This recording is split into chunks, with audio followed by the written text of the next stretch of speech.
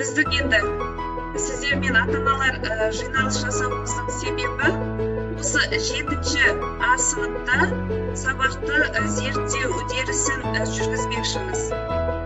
Бұл зерттеудің мақсаты біз қашықтықтан жүргіземіз онлайн форматында. Оқушылардың оқуын зерттеу арқылы пәнге деген қызығушылығын арттырамыз және оқытумен бұның салдарынан оқушының оқуы жақсарады. Оқу бағдарламасында қиналып жүрген дағдыларды қарастыру арқылы оқу дағдыларын арттырамыз. Күнделікті сабаққа қатысуларын назарда ұстаймыз. Енді сіздерде мынандай сұрақ болуы мүмкін. Неліктен